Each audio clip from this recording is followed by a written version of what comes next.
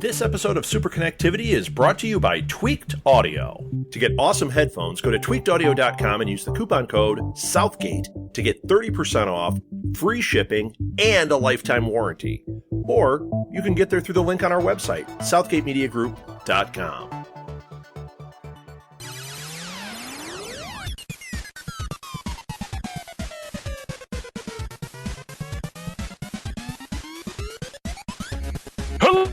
Welcome once again to Superconnectivity. I'm your host, Charlie the Professor Esser, and with me as always is...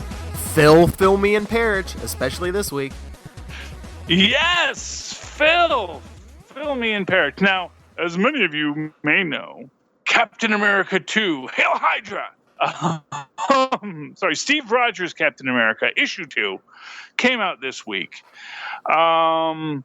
Which was essentially a prequel. You know, this was a good week for prequels. We got like the prequel with Civil War and Captain Marvel, and we get the prequel to Captain America Hydra Cap story here too. We don't really move on from where we left off Cap last month, but we get what the dealio is. So now, Phil, you want to fill us in on the dealio? Well, we kind of went over it on Roundup, or do you mean my theories? Well, actually, I was going to... There may be some... I just listen to Superconnectivity. They go on for too long on Roundup, so... But basically, yeah. So the crux of the... Yeah, okay, yes. It's the cosmic cube. First we find out where Kobik comes from. She was the cosmic cube that the Skull had back in 1995 that Captain America shattered with his shield. Shield cleaned up the pieces, and eventually this broken cube formed into, the 4-year-old Kobik. And it was Kobik herself who... Well, like we were talking, we're not sure if she's altered the timeline or if she has just altered the memories of Steve Rogers and Eric Selving to make them believe that they have always been members of Hydra. Mm-hmm. Yes, and this is it's very fascinating in this because essentially what happens is Selvig starts to realize that Kobik is working with the Red Skull. So what Kobik does is she fixes him. And rather than sending him straight to the cornfield, she reworks his history so that now he has actually always been a secret member of Hydra. And what was interesting to me is that when Red Skull reads his mind with... Charles Xavier's brain doesn't work, doesn't make sense. It is just, one of the Spock's brain is a hilarious episode of Star Trek that is held up as one of those episodes of Star Trek, and I have to say that every time the Red Skull has stolen Charles Xavier's brains and put it in his own brain. Concepts. It just, every time it gets said out loud, it's like Lucy. You remember the Scarlett Johansson film Lucy? Yeah. Where Morgan Freeman is saying humans only use 10% of their brain. Now, of course, anyone who actually is interested in that quote knows that it is utterly false. So every time Morgan Freeman says it, it's just like nails on a chalkboard in this otherwise pretty cool film. I mean, honestly, like I say, Scarlett Johansson, who was said to be, she's like the only woman in like the top 10 box office megastars by Forbes recently, and dang well earned. Here's what I'm going to say: they keep on sticking Samuel L. Jackson in there. Because he has, not for nothing, he has bit parts in big films. Samuel L. Jackson is not the draw on these films. Snakes on the Plane, starring Samuel L. Jackson, was not the film. People go to films to see Scarlett Johansson. She is not there as, hey, wouldn't it be great if we had, not for nothing. It's like saying and I don't mean to take away from Samuel L. Jackson, who is a great actor and he's a fun actor and he does some really great pieces. But, associating Samuel L. Jackson with something like Winter Soldier or The Avengers, you might as well associate Stan Lee, because Stan Lee was in all these films. So really, Stan Lee is like the biggest box office star in Hollywood, because he's in all these films. So we must all just be going to see Stan Lee. But no, Scarlett Johansson, we are going to see Scarlett Johansson. Mm-hmm. Scarlett Johansson is a movie star where she has a following, where people will go to see her films. If it's an indie film that doesn't make a lot of sense, it's still going to make you. If you can afford Scarlett Johansson, you're going to make your money back. Mm-hmm. It's just that simple. It doesn't matter how bad or small that film is. Scarlett Johansson will make your money back, and she's a great actress too. I mean, that's the thing, is to boot, she's actually a decent freaking actress, and she can do a backflip and kick you in the face. So. Or at least make it look realistic when her stunt double does it. So, yeah. So, sorry, got on a bit of a tangent there. Getting back to Kobik. Well, yeah. You know what I was going to say? They really don't give us a timeline on when Kobik comes back to the skull. So they're probably not going to. They're probably not going to say this, but isn't it possible that Kobik could have facilitated the Red Skull getting that part of Xavier's brain? At least that would be some explanation. Certainly, that actually makes perfect sense. Like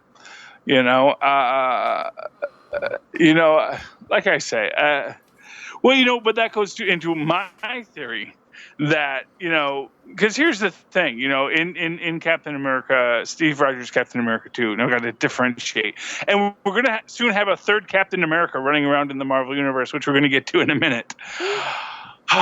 Captains America. There's a lot of them.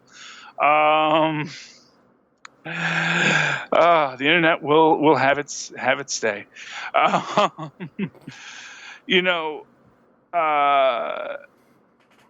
In Captain America, in Steve Rogers' Captain America issue 2, the Red Skull makes this big thing about how it's my cosmic cube and yada yada yada, and I'm the one with the power to wield it. And you just realize in that moment that, Scully, you don't even have the slightest inkling of what you're dealing with. Because as easily as Kobik rewrites Selvig, rewrites Cap, she can just as easily rewrite you. And that's the thing, is once a cosmic cube becomes sentient, once it actually has a persona, you don't get to control it anymore. Even the Shaper of Worlds doesn't just do what you want because you say you want it. The Shaper of Worlds is always looking for someone's ideas to make real. But, quite frankly, once your ideas bore him, the Shaper of Worlds moves right along, we all remember that in Batman vs. the Hulk. Truly one of the best Marvel DC crossovers, but not really. It's this is my theory. I think that as much as the Red Skull thinks Kobik is changing everyone else, I think the Skull's getting changed. I think the Skull is becoming a kinder, more gentler Skull. As an example, I think a real example of this, he has, which I think ties into this idea that maybe the Kobik is who let him have Xavier's brain powers, is that he is frustrated by them. And here's what I'm going to say. Think about it within these terms, okay? Because, again, we don't know the exact timeline on any of this. So let's say the Skull is reawakened. Now, truth be told, this Skull had actually never utilized the Cosmic Cube, which is, okay, this is a continuity issue here, although maybe it's Franklin just messing with things again. Because this Skull who stole Xavier's brain was supposed to be the 1945 Skull. He wasn't the Skull who had experienced all these things. But all right. Yes. Here's another theory. I'm full of it tonight. What if Kobik looked for the Red Skull? She couldn't find the original Red Skull. The closest she could find was this clone.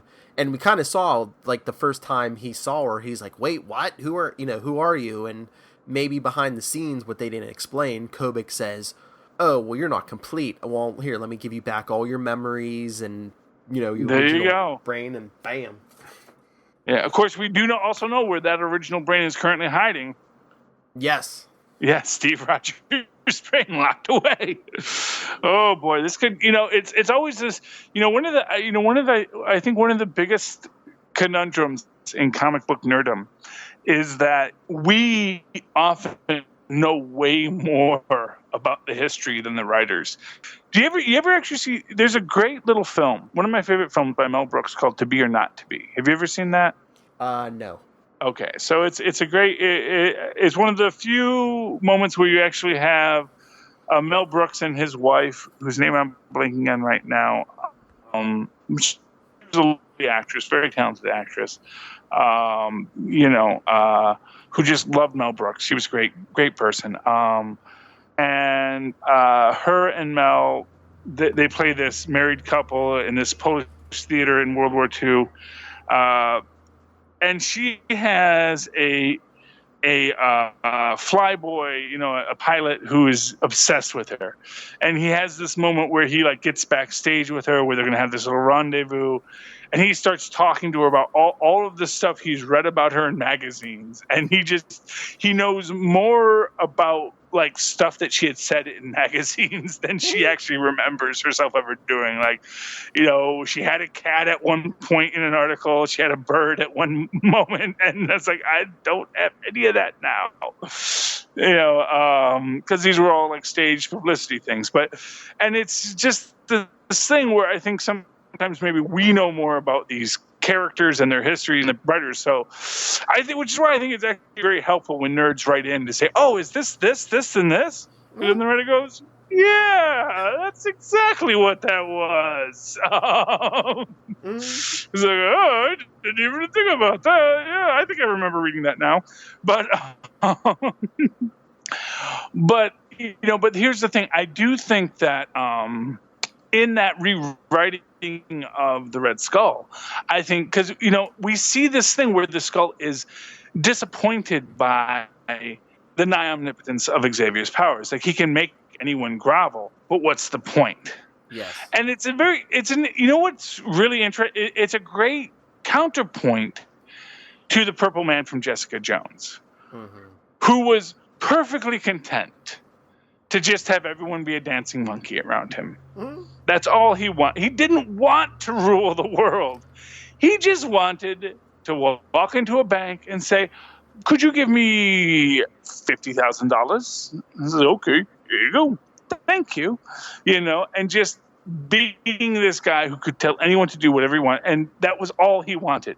He didn't want to rule the world. He didn't want to, take over anything. And of course, we all know what happened to Purple Man, is that a guy who did want to rule the world, Dr. Doom, took him over and basically said, now you're just a piece of my puzzle. Which was great. Although, and then again, when Dr. Doom gets everyone to grovel by the Purple Man, he's perfectly content.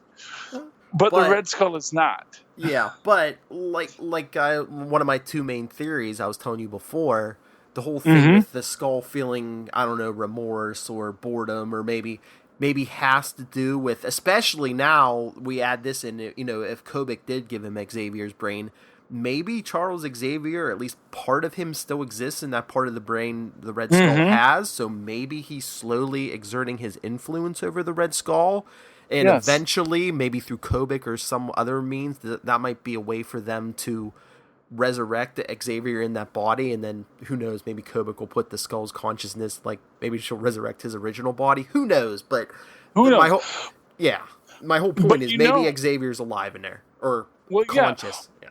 And for what it's worth, again, as we'll bring up again, That is what Xavier says happens.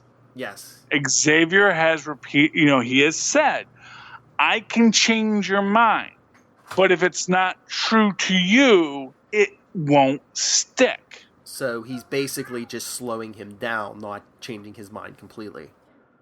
So what it is that if he has put Xavier's brain into his, so for example, if he rewrote Xavier's brain, stuck it in his own head, it's fine that he rewrote Xavier's brain. Mm-hmm. And then again, okay, so now there's a Red Skull brain in a jar somewhere? I don't know. Well, I think he's... I think Brody's brain, it's going to come up again. Yeah, well, I think he said he only took part of Xavier's brain. I'm guessing, I don't know if they were going with the theory that telepathy is only in part of the human brain, but Xavier was dead when this happened, so he should have been dead. But once again, if Kobik, aided him in this, then part of Xavier she might have reawakened part of Xavier. Honestly, the only thing that makes sense is that this was something Kobik did. Yes. That Kobik is very Franklin Richards-esque, just pulling at the strings of the universe just to make her world better. Which again goes into my theory, which is that Kobik is changing everyone, not just Steve Rogers, not just Selvig, but everybody is being influenced by Kobik. Everybody, in much the way that it was suggested that Franklin Richards for years had been influencing the whole of the Marvel universe. That's why time is sliding. That's why time is chained, as we've seen in the Ultimates, was because of Franklin Richards. Because Franklin Richards wants these points pulled ahead. That now Kobik is the one doing this. Which is why I think that the fact that when they first showed images of Kobik holding the cosmic cube, she looked a lot like Valeria. I do think that was not unintentional. I do think that was very much what they were trying to imply there. And within this concept, and for what it's worth, there is no molecule man on this world anymore. Mm-hmm. Which means there is no entry point for the Beyonders. And I do wonder if maybe, in a weird way, maybe Franklin and the molecule man, the reason why the Central Marvel Universe was the Marvel Universe of the magic was because it essentially had, well, really want to be honest with you, 3 entry points for the Beyonders. So it became 3 places, between the Beyonder, the Molecule Men, and Franklin Richards, of these completely omnipotent central existences. Yes. And that's what made that the most important universe. Each kind of pulling and pushing at each other, but at the whole time, each of them was the whole time completely influential. And now this universe has none of them, but it has a Kobik. Because even if you want to be honest if you want to be true about it, we know that the Shaper of Worlds is not here anymore. The Shaper of Worlds formed himself into another universe that that Gideon eventually wound up in charge of, although then can't remember exactly what happened with that universe. I can't remember if it was destroyed or if it just continued on in its own sort of false way, or if it's an interesting question what we're getting here. But right now we have Kobik, and what I think we're looking at is that Kobik is influencing everything, but then again we have what Charles Xavier said, which goes to your idea that if Charles Xavier's brain is there, it is the true brain, and the Charles Xavier is going to exert itself over time. Because I do feel like we are seeing a softening of the Skull. I think that the way he's behaving isn't the way that we're used to seeing the Skull behave. I don't think the Skull would care that he could make everyone just grovel at his feet. Because, quite frankly, it's not even about having everyone grovel at his feet. If he just wanted to earn it, he could just not make everyone grovel at his feet. He could just have enough people under his control to make everyone grovel at his feet, I think the reason why... Sorry, I was going to say, well, yeah, he in this issue, he seems like paternal or like a teacher. And who was the teacher? Charles Xavier. Exactly. And here's the thing. When he's teaching Kobik about Hydra, he's giving this very positive idea of Hydra, this idea of this benevolent, this philosopher king of Hydra, who rules over us and has kindness and goodness and decency as our guide to make sure that all are loved and respected. And what is interesting to me in this idea of the Steve Rogers Hydra is that, as I've said, this isn't the first Steve Rogers Hydra we've seen. In Hail Hydra, the Secret Wars tie-in, we have a Steve Rogers who believed in Hydra, but who realized it had become corrupted. So if we're looking at this, and Kobik has made Steve Rogers Hydra, but at the same time, it is this purified Hydra that the Skull gave to Kobik. And as I've said, when Steve Rogers encounters Kobik, encounters Hydra, that's 1926. Years before the Nazis. If we're going to assume that Steve Rogers and Skull were similar in age, this predates the Red Skull. So that Hydra that the woman is indoctrinating Steve into isn't Hydra as we know it. It is this platonic ideal of Hydra. This ideal of what Hydra could be if it was led by a good and decent man like Charles Xavier. And so what you might actually be seeing is this idea that, Kobik reaches out to the Red Skull. The Red Skull steals Xavier's brain. Kobik puts Xavier's brain in the Red Skull. Xavier's brain, which is way more powerful than the Red Skull's brain, starts to assert its own influence, and which leads to this paternal behavior from the Red Skull, which leads to the creation of this Hydra as a force for good. As we've said, we know that S.H.I.E.L.D. can be a force for evil. Why can't Hydra be a force for good? And I think one of the things...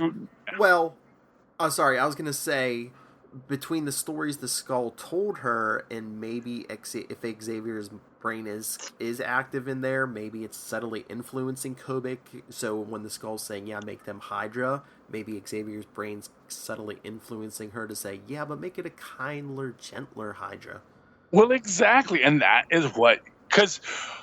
for what it's worth, we see that Selvig, he sees the Red Skull and he respects him as the leader of Hydra. But it is a Hydra that Selvig would be a part of. And like I said, when the Red Skull, when the Red Skull sees Selvig's mind, he says, I know these stories cannot be real.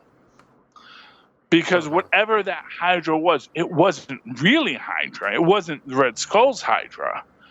It was Kobik's idealized vision of Hydra. And when we look at what the secret society meeting tonight, here's a flyer. That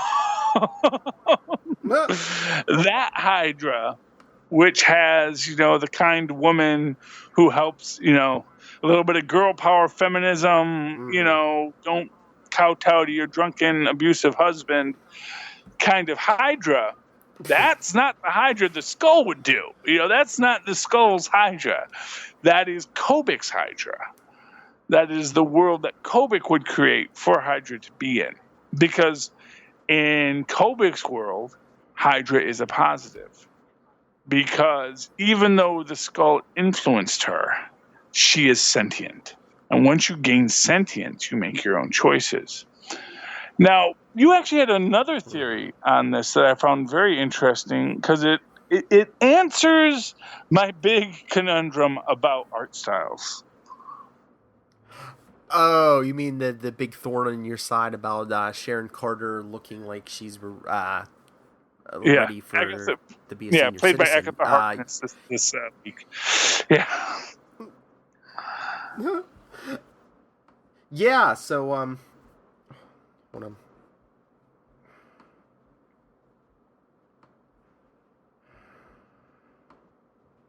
You there, Phil? Yeah, I'm here. I was having trouble for a second with this. Okay, you hear me? Yeah, I can hear you just fine. Okay. All right. Yeah, my the very first theory I came up with was because this takes us back because remember, like I said, the first scene in Steve Rogers #2 this week was when Captain America was shattering the cosmic cube. The Skull had possession of it. This actually was a storyline. It was Mark Waid's first storyline from 1995, I believe. Captain America 445 through 448. Basically, like Spencer at the end of loves Mark Waid. Oh, he loves that. Yeah, yeah. But well, but of course, like who the does? Whole thing. No, yeah, of course, who doesn't? But so the whole thing was this was also the storyline. You know, Sharon Carter had been believed dead for like 200 issues, and then all of a sudden in this storyline, Sharon Carter is revealed to be alive, and her and the Skull basically recruit Steve to help them because I believe it was Adolf Hitler's brain that was in the cube, and it was slowly like transforming reality. So like it was changing U.S. arm. It was like changing like U.S. military personnel into like Nazis and basically even the Skull was like, yeah, I don't want to live. You know, me and Adolf Hitler have issues. I don't want to live in that reality either. So basically, my whole thought was, okay, the all of a sudden Sharon Carter's alive and the cube's like altering reality. What if Sharon Carter really did die and the cube resurrected her? And then skip to just a few years ago when Sharon Carter was missing and presumed dead in Dimension Z. Well, what if once again she died, or who if this cube resurrected her in the first place, if she can die, but basically she lived no longer, and then Kobik, the cube, had to bring her back again, but this time, since she was supposedly lost, since time moved different in Dimension Z, she was gone for years. So what if the way she looks now is Kobik's version of what she thinks Sharon Carter should look like? So she tacked a bunch of years on her. Well, I'll give you even one better. Okay? Because let's tie this into the Ultimates, okay? The Ultimates say that time is being pulled forward, that moments in time are being pulled forward, that, that basically confirming exactly what sliding time means, that things keep on being pulled forward. Except, of course, the Beyonders are outside of time, and we know the cosmic cubes are experiments by the Beyonders. So, yes. When Sharon resurrects, or when Kobik first, as the cube, resurrects Sharon Carter, it's the 90s. So going into everything, it's starting Sharon's timeline from there. So she's already 20, 30 years old. So then when Sharon Carter, so when Kobik resurrects Sharon Carter again, she's remembering how old Sharon was the first time, 20 odd years ago, adding the 20 years and then the 12. And that's why she's so old now. Because she went from being Sharon's time. Yeah. I was gonna say Sharon's timeline is so wonky anyway, because originally she was Peggy's sister, and then they made Peggy the aunt. So there's all kinds of time trouble there. Yeah, there's clearly some Beyondery issues here. So which would be so amazing. I will tip my nerd hat to them if they decide that. And the reason why all of this happened was that as they're pulling as these cosmic cubes are pulling these things forward, saying, "Oh, let's rework this. Let's make him her," and although there was an interesting thing that Marvel just released this week in one of its online games. Speaking of Peggy Carter, did you see this? The Captain Carter skin available in a game? I don't even know what the game is, but basically they did basically an idea that what if Peggy got the super soldier serum in 1940s, and apparently Peggy, of course, not being stupid, doesn't get herself frozen at the end of 1940s, so she's Captain Carter. Now, the movie verse, why she's in a U.S. uniform instead of a British uniform, I don't know. But moving right along, anytime they do something like that, it always makes me go, I wonder what we'll see next. And I do wonder if you might get an alternate universe Peggy at some point where she is the Captain Carter, Certainly in the movie universe, she seems like she was the most logical person to give the serum to. I mean, not for nothing, If you want to know who is a good person, who is a moral person, and also who is an amazingly physically proficient person, if the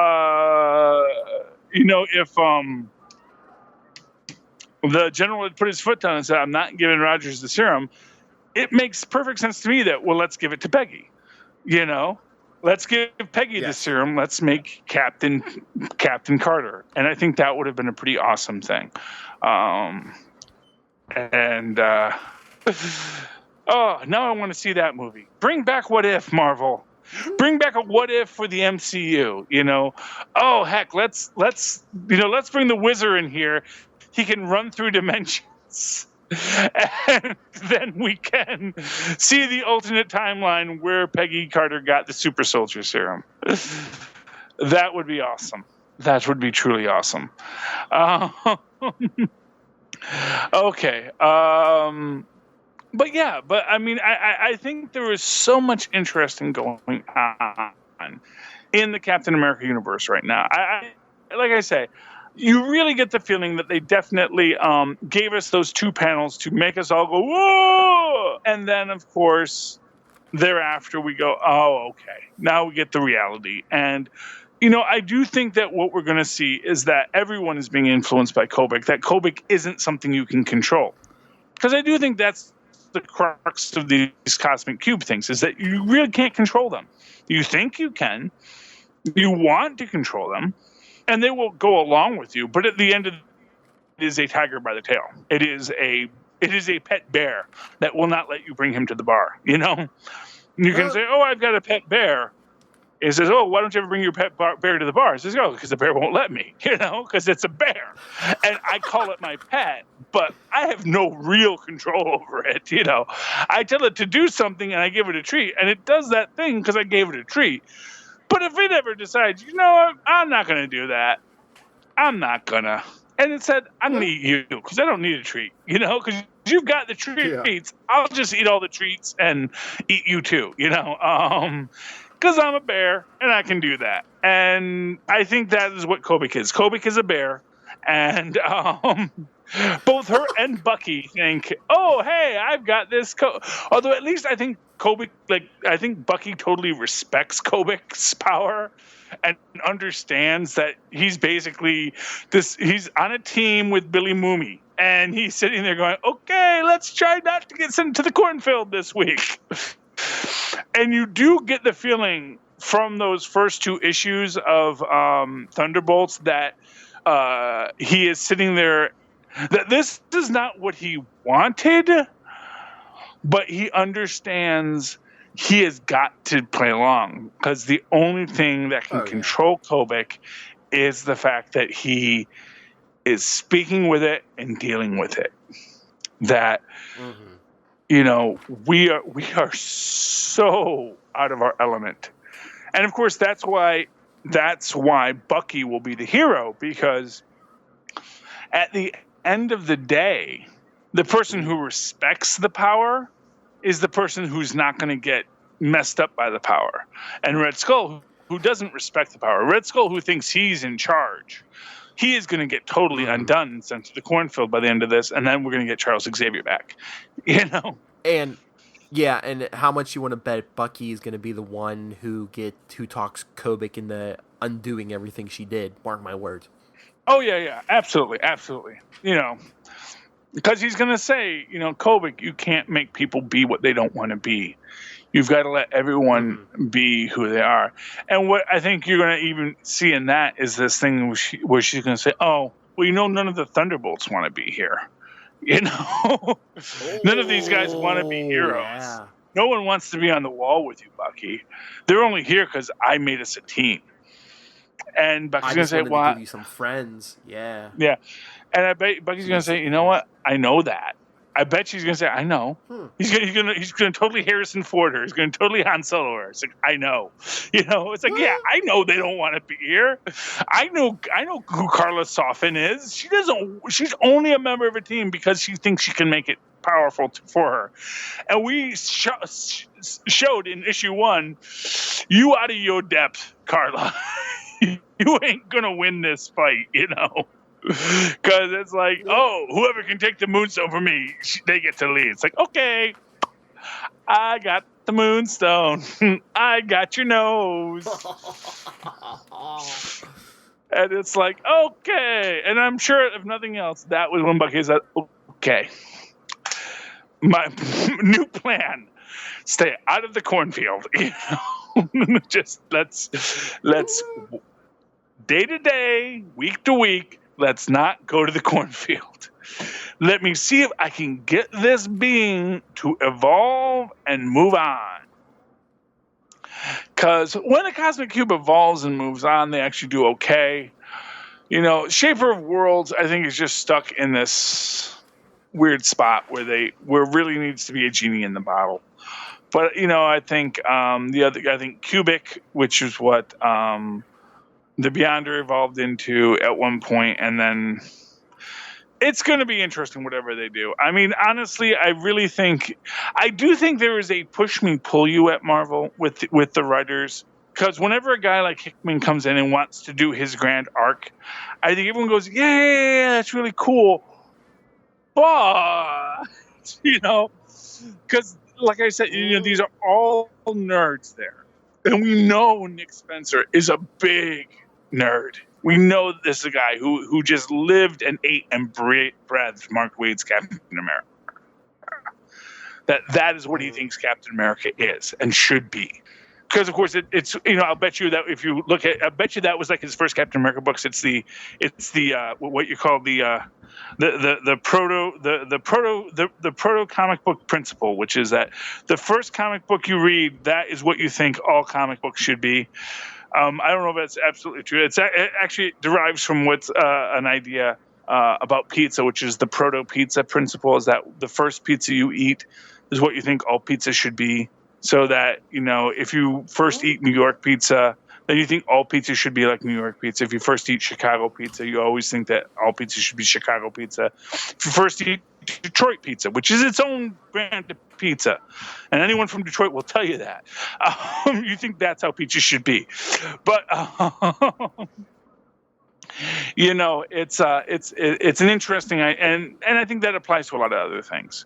This proto pizza principle applies to comic books, applies to sitcoms, applies to stories. Whatever was that first thing that connected with you, that's what you say, that is what it's supposed to be, and that is what we're working towards. And so definitely Nick Spencer has his own ideas. So when a guy like Hickman comes in and says, well, here's what the Beyonders are, here's what these are, here's what that is, I know Nick Spencer is sitting there saying, well, I don't say you're wrong, but from what you've said, maybe I can do this, and maybe I can, much like Kobik, I can influence this reality just a little bit to make it a little more in line with what I would want it to be. Like I've said, when they call the Beyonder juvenile, you can see it as undeveloped. I can see it as proto. That was just the first Beyonder, and that him coming into the universe is what causes the diversity of Beyonders. So there is only one Beyonder, but that entering into a multiplical universe that has constant iterations, that gives you an infinite number of Beyonders, and that's what leads to an infinite number of molecule men, et cetera, et cetera, et cetera. There are certainly a lot of possibilities there. Okay. For those who don't know, we are recording to this on July 1st, and of course, Marvel. Well, actually, let me just walk it back. Do you want to talk any more about Captain America, Kobik, and all of the nonsense with that? Because there's still stuff to get to aside from that. Do you have any points you want to make, Phil? Oh, I mean, we could say if you want to move on, we could say always save it. Well, no, we can wait. I mean, we can always. The thing save is, next I think week if we've we said have a lot, to. and that's I want to get to the U.S. Avengers at least briefly. Okay. And then we do have a letter. We have a letter from. Yeah. Okay. Yes. So we'll do let's do U.S. Avengers, then we'll get to our letter. Okay. So U.S. Avengers announced today. Apparently, the new Avengers under DaCosta, who isn't even a U.S. citizen. He's from I want to say he's from Brazil. He's Brazilian, correct? I'm pretty sure. Yeah. Yeah, he's a Brazilian billionaire, a Brazilianaire, if you will.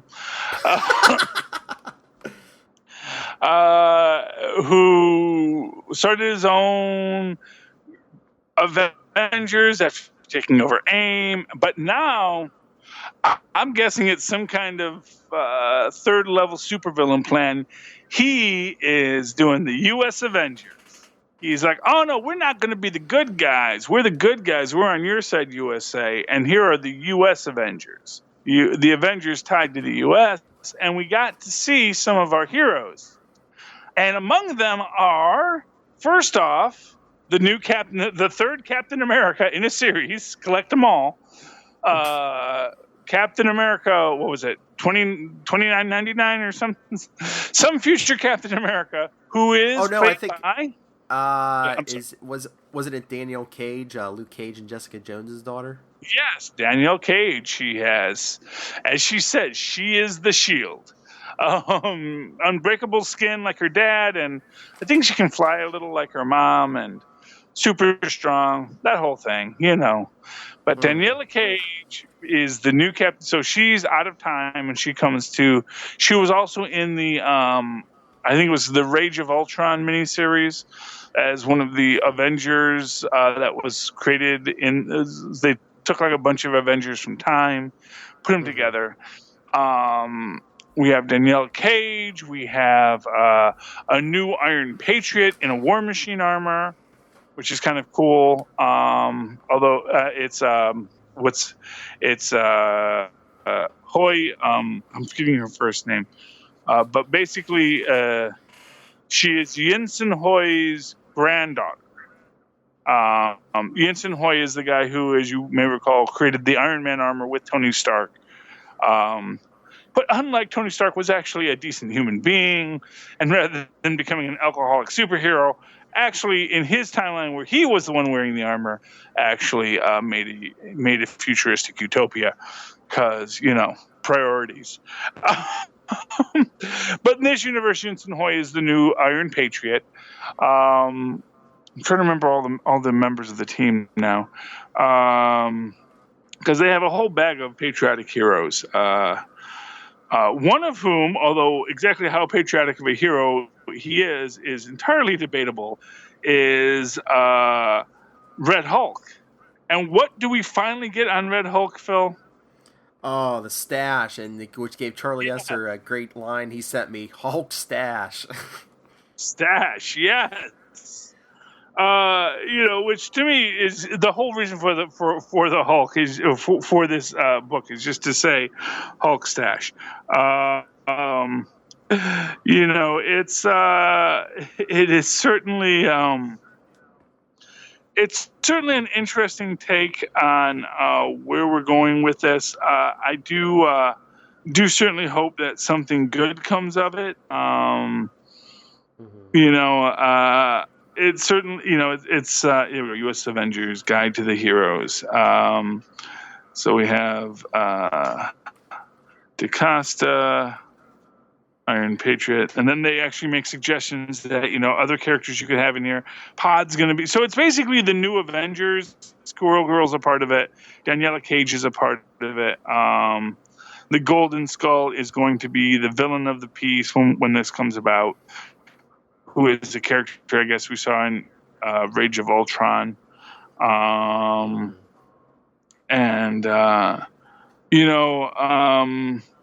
what I would really love to see in all of this is they make some suggestions that one of in our recent Divided We Stand promo, there's this big giant green lizard foot.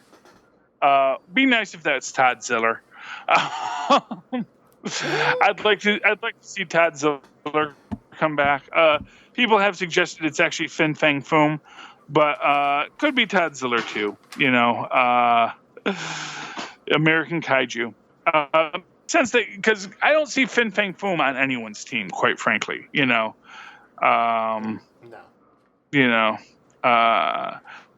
So, although who knows, Doom could talk him into it, and that's like the most interesting thing. We do see this.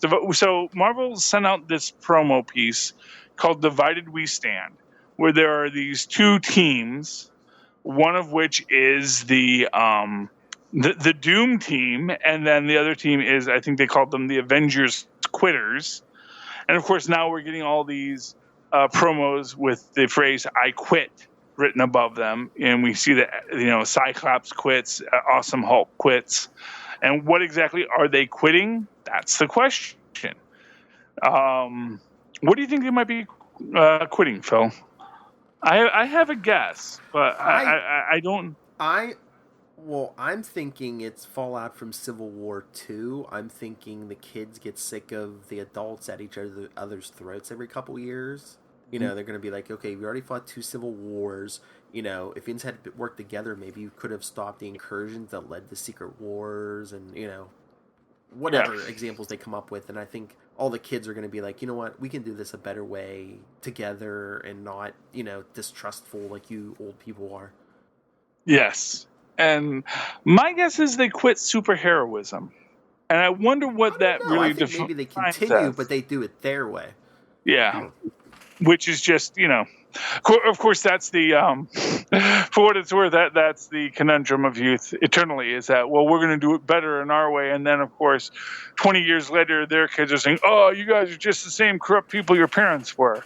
Because as it turns out, nobody wanted to be a corrupt sellout. It's just that to get things done, you often have to make compromises, and that's sort of, that is what Hyperion is learning.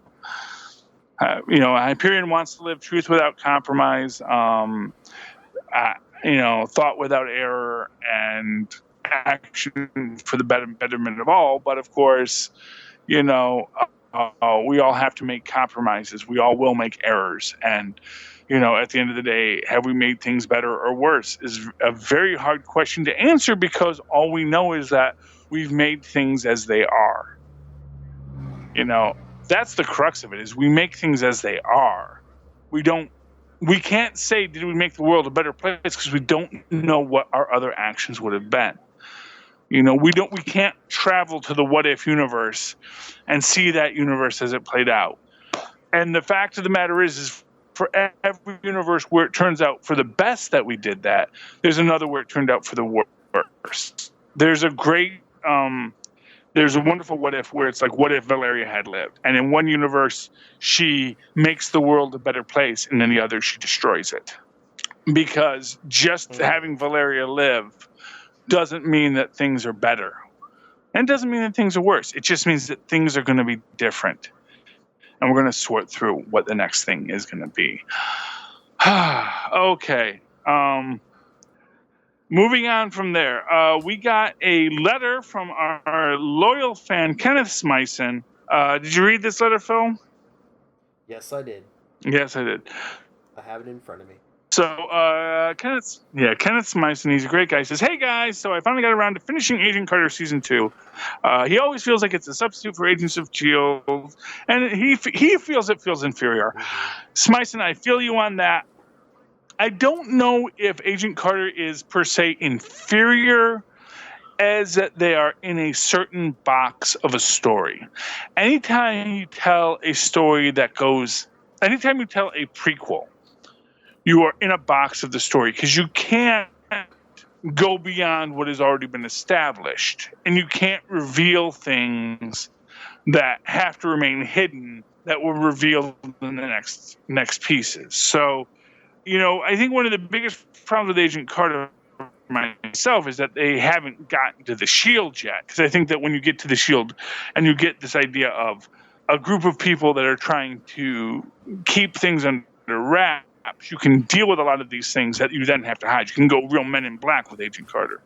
Anyway, he says he's not a big fan of Dominic Cooper's current version of Howard Stark. He says from the Dominic Cooper in Captain America, he's too cheesy, and his ladies' man shtick is very on the nose. He does feel that this season it felt like Jarvis was playing Jarvis, which I think is what we want Jarvis to do, is play Jarvis. But exactly where Jarvis falls on the BA versus gentleman's gentleman spectrum is always a very complex thing, much like Alfred, it's always this very interesting thing, this idea that, all of these ex-MI6 guys, when they decide to leave MI6, says, what I'd really like to do? Fold rich men's underwear. That is what I want to do. I want to find a rich man whose underwear I can fold for him, make him tea. Although, for what it's worth, if you've ever seen The Adventures of Baron Munchausen by Terry Gilliam, there's this great thing, Baron Munchausen, he's a very proto-superheroic character in world mythos. He is... There's the series of Baron Munchausen tales that, it was a very popular kind of comedic tale. It was tales of Baron Munchausen and him and his entourage of basically, proto-Avengers wandered the world, did grand things, and would do things like, when they ran out of rope, they'd be climbing down a rope, they'd run out of rope, so they'd cut the rope from the top and tie it to the bottom, and that's how they'd continue on down on the rope. Makes perfect sense if you don't think about it. Anyway, so Terry Gilliam did this great, one of my favorite films of all time. It's Terry Gilliam's Adventures of Baron Munchausen. And there's this scene where, Baron Munchausen has this one impossibly strong. He is Hercules, he is the strong. His storyline of Baron Munchausen, he has to get the team back together, he has to reform his Avengers, and he goes around the world and he finds his super strong in the volcano of Vulcan, the smithy of the gods. His grand, super manly, powerful hero has taken a job as his knitted manservant, because all he ever wanted to be was to be called tiny and small and delicate. Because here he was, because he was with these titans and these cyclopses and, these gods. And as strong as he was their knitted man. So he wore white gloves and a little lace apron, and he'd wheel out the tea service, and he was so happy. Because, yes, he had spent his whole life being the warrior, being the biggest BA in town. And then when he got the chance to stop, he said, I want to fold rich men's underwear. And that is how we get to Jarvis and Alfred, because they said, I don't want to fight and kill anymore. I just want to make tea.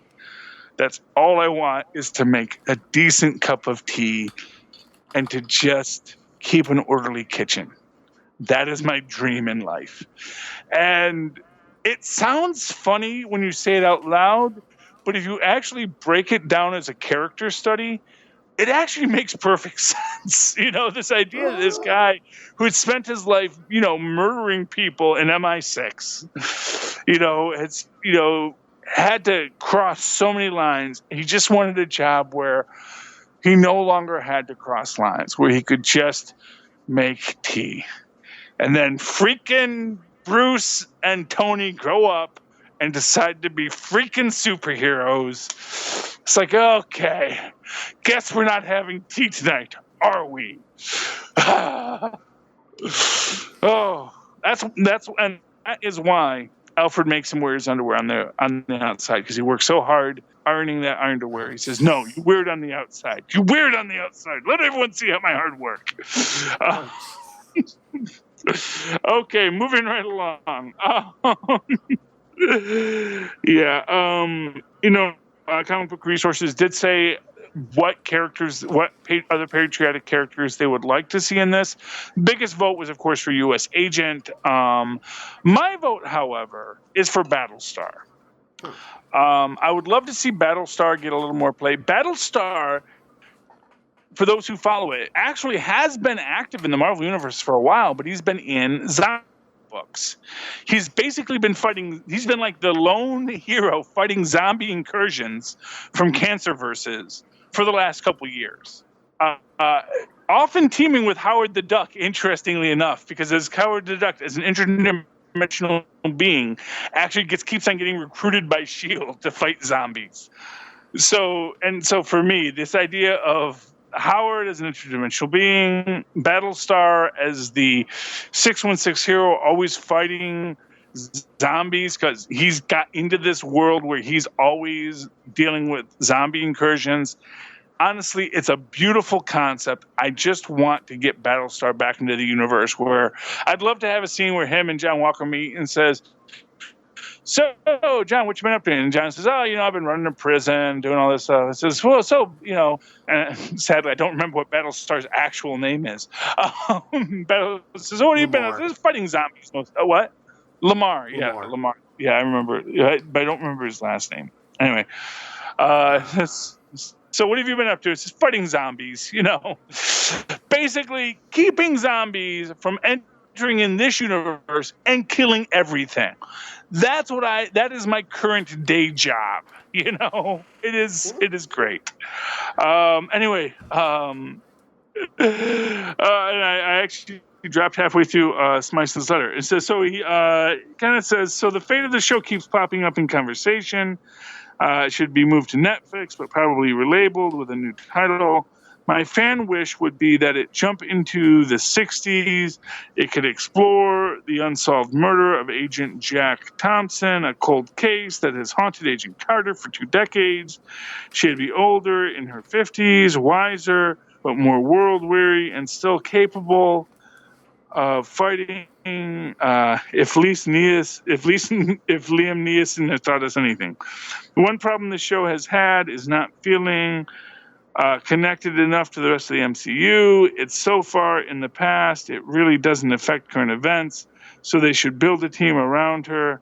Let's show young Hank Pym and Janet Van Dyne working with Carter. The drama between Stark and Pym could be explored. I think that period is more ripe for exploration. Always that's my thoughts for this week. As always, looking forward to the next show. Kenneth, from your lips to Perlmutter and Walt's Frozen Head's ear. You all know Walt Disney's Frozen Head still runs the company. That's one of those grand urban legends. And it's the one you just want to be true, that an immortal Walt Disney is still in charge of everything. And yes, absolutely. I agree with you, Kenneth. I think time jumps would be great for any, and as I've said, my idea would be to actually merge the Agent Carter story with the Marvel's Most Wanted story. Have Mockingbird and Hunter. You want to call him Nick Blood, because Nick Blood is as much a comic book name as Hunter, perhaps even more so. You want them to, and that they should be unearthing Peggy's old case files. Definitely the murder of Jack Thompson is something that needs to be explored, and hopefully they will at some point in the future. I mean, I don't think we've seen the last of Peggy Carter. I do think, I do think you make a point about it not seeming connected, and I do think that's the biggest problems in the Marvel television universe, is that it does not seem connected. But hopefully we're going to move towards that. Like I've said, my hope is that the actual cancellation of Marvel's Most Wanted was because there is this desire to move Perlmutter out of a controlling creative position, perhaps even to just a more associate producer position, and really bring that television universe back under the Marvel Disney cinematic universe arm, and really make it a stronger, more integrated thing. To wit, we're going to get there's a suggestion that we might just get Ghost Rider yet in Agents of S.H.I.E.L.D. next season. Did you read this article, Phil? I didn't read the article. I've been seeing pictures of that train with the flame, like the chain and the flame and stuff. So a lot of people thought that was going to be Hellfire because they didn't introduce the Hellfire Inhuman character. Now, in classic, the actual mythos, that character was supposed to be Johnny Blaze's illegitimate son, and he eventually betrays the team. But they recently got a casting notice for 2 Hispanic actors to play brothers, one of whom was to be wheelchair. And it was, people feel this is very similar to their, I believe his name is Robbie Reyes character, the most recent Ghost Rider who drives the lowrider car, and his brother Gabe. And it would be interesting if they are going to explore a non-inhuman threat next season. And I think that's something that they kind of have to do. Because to set it all up, we know we're going into Doctor Strange. We know a multi-dimensional universe is going to be presented beyond just the idea of space wizards, that there is actually worlds within worlds within worlds all underneath us. That, that man lives in the sunlit world of what he believes to be reality.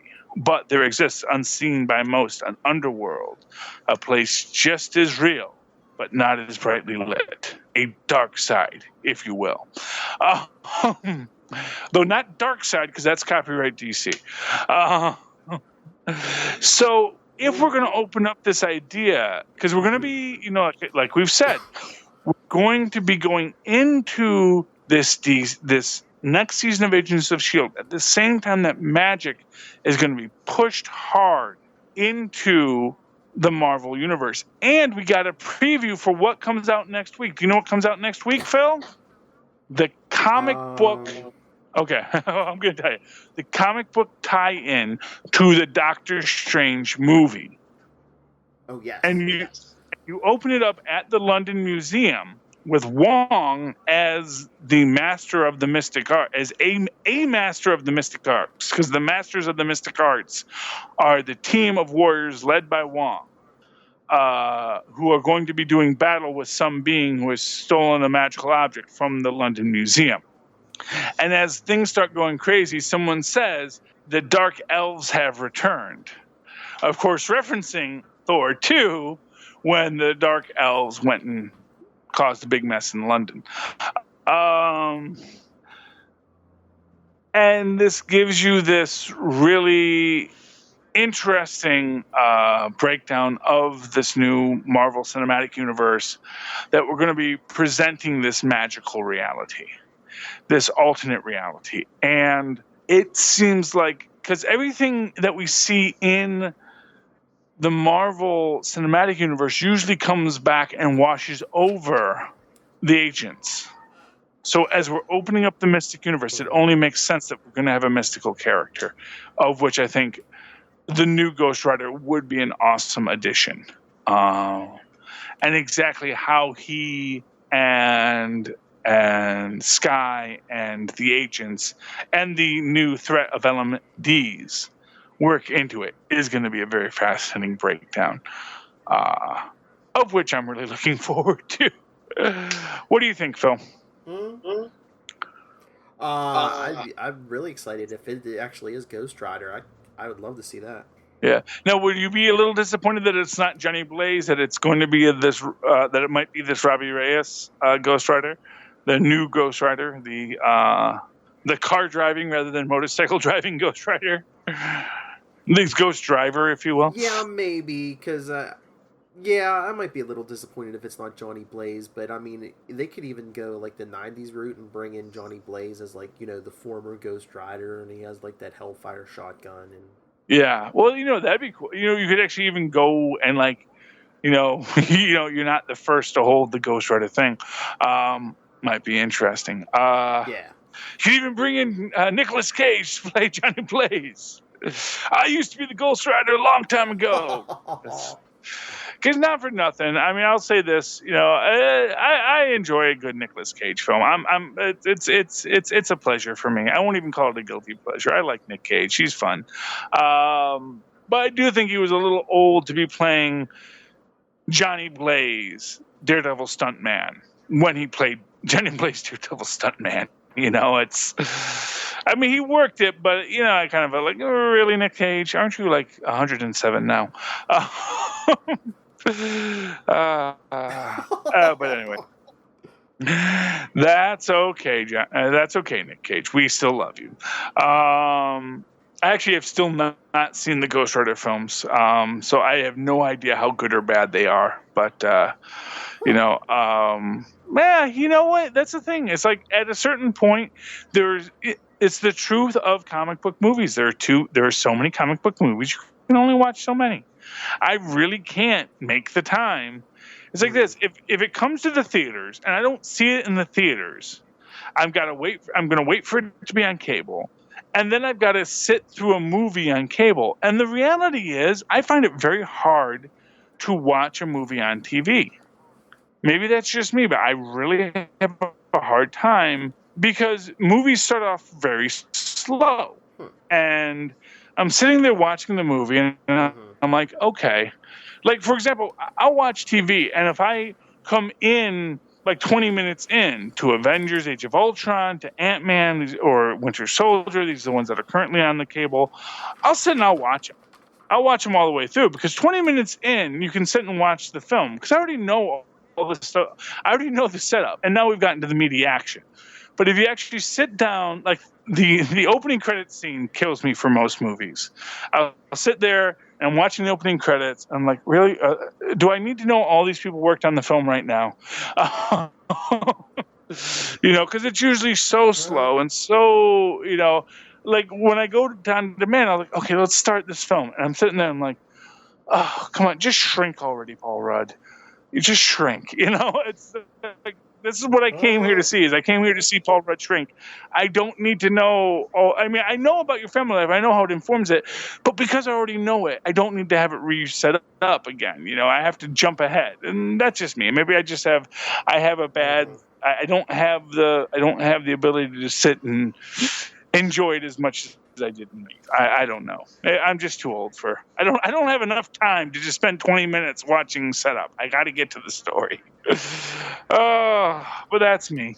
Okay, Phil. I think we have gone on well long enough. Unless there's something else you want to talk about in the Marvel Universe this week? No, I think we pretty much hit everything. Yeah. Before we go, I just wanted to say, Kenneth Smyson, thank you for the email again.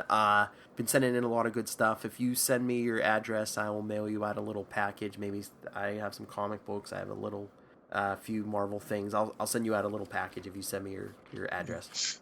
We may even send you an Enough Said No prize. Yes. If Marvel doesn't actually jump down our throats on that if they find out we're doing that. I'm still waiting for the lawsuit letter, quite frankly. Yeah, well, what are you going to do? But yes, Kenneth, you more than deserve one.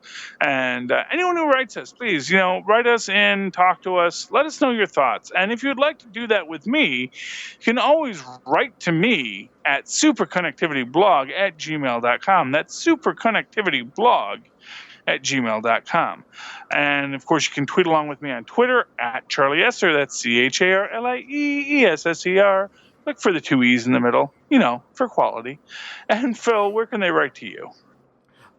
If you want to write to me, like Kenneth Smyson, and I have a stack of comics here, I can give them away to people who email us. It's nightwingpdp@gmail.com, and on Twitter, I am at nightwingpdp. Yeah, my whole comic collection, I went to where I keep it stored, and it actually, I guess, something that it was stacked on fell down and everything collapsed. So I've got a bunch of comic books now, too, that I may need to get rid of because they've crushed themselves under their own weight. I'm talking stuff from the 80s, from the 90s, perhaps even a couple items still from the 70s, still in there. So, we got care packages for days in this house. So let us know if you're interested. Okay, Phil. So that's our show for this week. Remember, ladies and gentlemen, Cap may have been Hydra his whole life, but it was the good Hydra. Connect with us again.